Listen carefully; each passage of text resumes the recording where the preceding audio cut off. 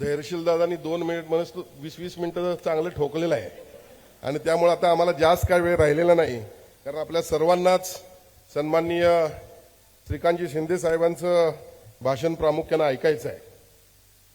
महाराष्ट्राचं आराध्य दैवत आई तुळजाभवानी, छत्रपती शिवाजी महाराज, छत्रपती शाहू महाराज, वंदनीय हिंदू हृदय सम्राट शिवसेना प्रमुख श्रीमान बाळासाहेब ठाकरे, धर्मवीर आनंद दिघे साहेब, या सर्वांना वंदन करून या राज्याचे उपमुख्यमंत्री, ज्यांना अनाथांचा नाथ असं संबोधलं जातं, असे आपल्या सर्वांचे आवडते नेते, शिवसेनेचे मुख्य नेते नामदार एकनाथजी शिंदे साहेब यांना अभिवादन करून आज या ठिकाणी शिवसेनेच्या कोल्हापूर जिल्ह्याच्या मध्यवर्ती कार्यालयाचं उद्घाटन होते आणि त्यासाठी या ठिकाणी व्यासपीठावर उपस्थित असणारे शिवसेनेचे युवा नेते, संसदीय नेते, सन्माननीय खासदार श्रीकांतजी शिंदे साहेब, ज्यांच्या माध्यमातून आज या ठिकाणी हा कार्यक्रम होतोय, ते आपल्या कोल्हापूर जिल्ह्याचे पालकमंत्री सन्माननीय प्रकाशजी आबिटकर साहेब, ज्यांनी आता जोरदार बॅटिंग केली असे आमचे सर्वांचे लाडके खासदार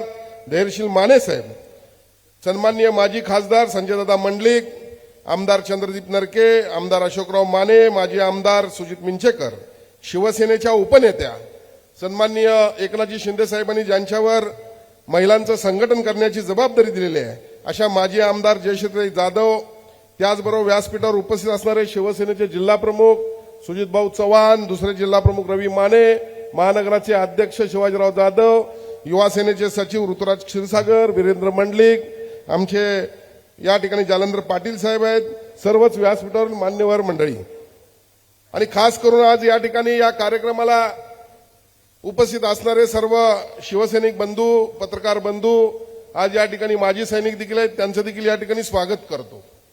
खऱ्या अर्थानं बांधवानो, शिवसेनेची स्थापना 19 जून 1966 साली मुंबईमध्ये सन्माननीय शिवसेना प्रमुखांनी केली आणि त्यावेळेला मुंबईसह महाराष्ट्रामध्ये मराठी माणसाला न्याय मिळत नव्हता।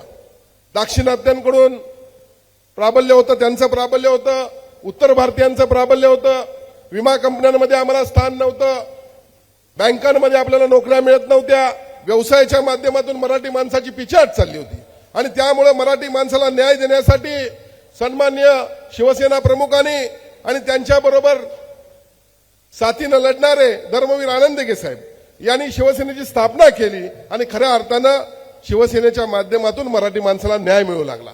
या ठिकाणी आज उपस्थित असणारे आपले राधानगरी भुदरगड तालुक्यातील देखील अनेक मान्यवर मुंबईला असतील, मुंबईतून या ठिकाणी आले असतील, कोल्हापूर जिल्ह्यातून लाखो आपले लोक मुंबईला आहेत, त्यांना न्याय देण्याचं काम शिवसेनेनं केलेलं आहे। याच पद्धतीनं आपण काम करत राहिलो, शिवसेनेच्या शाखा स्थापन झाल्या, या ठिकाणी अँब्युलन्स निघाल्या, विविध आरोग्य शिबिरं सुरू झाली आणि लोकांना न्याय देण्याचं काम सुरू झालं। बघता बघता शिवसेनेचं वटवृक्षामध्ये रूपांतर झालं। कोल्हापूर जिल्ह्यामध्ये शिवसेनेची स्थापना 6 मे 1986 साली झाली। मला आज या ठिकाणी सन्माननीय खासदार साहेबांना आनंदानं सांगावंसं वाटतं आणि ज्यांची आठवण या ठिकाणी करणं गरजेचं आहे ते आपले कैलासवासी रामभाऊदादा चव्हाण, जे 17 वर्ष जिल्हा प्रमुख या शिवसेनेचे होते। आता सन्माननीय माजी आमदार सुरेशराव साळोखे आहेत, चंदूभाऊ साळोखे आहेत, आता व्यासपीठावर उपस्थित असणारे आपले महानगराचे अध्यक्ष शिवाजीराव जाधव आहेत। अशा अनेकांनी शिवसेनेची स्थापना केली। प्रामुख्यानं ज्या वेळेला शिवसेनेचे बोर्ड किंवा उद्घाटन ग्रामीण भागामध्ये व्हायची, त्यावेळेला उद्घाटन करून दादा या ठिकाणी आले की बोर्ड उचलायचे आणि नदीत फेकून द्यायचे, अशी पहिल्यांदा परिस्थिती होती आणि त्यावेळेला मोठ्या प्रमाणात लढाई सुरू होती। शिवसेनेची पाळंमुळं आज संपूर्ण जिल्ह्यामध्ये रुतलेले आहेत। याचं प्रमुख कारण आज या ठिकाणी आज ज्येष्ठ मंडळींचं नाव या ठिकाणी घेणं क्रमप्राप्त ठरतं। या ठिकाणी शिवसेनेचं अनेक आज आपण पाहतो, आम्ही आज 5 आमदार आहोत, आज खासदार आहेत, आमचे खासदार थोडक्यात पराभूत झाला। त्यावेळेची निवडणूक देखील मला आठवते, सन्माननीय एकनाथ शिंदे साहेबांनी कोल्हापूरमध्ये या ठिकाणी ठाण मांडलं आणि या ठिकाणी खासदार धैर्यशील मानेंना निवडून आणलं। ही इलेक्शन संपूर्ण महाराष्ट्रानं पाहिलेले आहे। नेता कसा असावा तर एक उत्तम उदाहरण या ठिकाणी एकनाथजी शिंदे साहेब आहेत। बंधूंनो, आमचे खासदार संजयदादा मंडलिक थोडक्यात पराभव झाला, ठीक आहे, आम्ही पराभव मान्य केला। त्यावेळेला एका नेत्यानं कोल्हापूर जिल्ह्यामध्ये बोर्ड लावले, आता कुणाची वाजली घंटी, आणि मला आठवतंय त्या ठिकाणी त्यावेळेला सन्मान्य मुख्यमंत्री महोदयांना मी शब्द दिला होता, यांना बोर्ड लावू द्या, पण झालेल्या विधानसभेमध्ये 10च्या 10 आमदार आणून आम्ही त्यांची घंटी वाजवून दाखवलेल्या लक्षात ठेवलं पाहिजे. आणि आता आपली जबाबदारी आहे. या ठिकाणी शाखेचं आपलं उद्घाटन झालेलं आहे, जिल्हा मध्यवर्ती कार्यालयाचं उद्घाटन झालेलं आहे. आपल्याला सक्रिय सदस्य करायचे आहेत, आपल्याला सदस्य नोंदणी करायची आहे, शाखांची उद्घाटनं करायची आहेत. कारण एक लक्षात घ्या, आज शिवसेना प्रमुखांचं स्वप्न साकार झालेलं आहे, धर्मवीर आनंदगे साहेबांचं स्वप्न साकार झालेलं आहे. आपल्याला आपल्या जिल्ह्याला पालकमंत्री मिळालेला आहे. आणि मग असं असताना संपूर्ण जिल्ह्यामध्ये शिवसेनेची पाळ्यामुळे खोलवर रुजली पाहिजे, त्यासाठी आपण काम केलं पाहिजे. सर्वांनी शिवसैनिकांनी कामाला लागलं पाहिजे.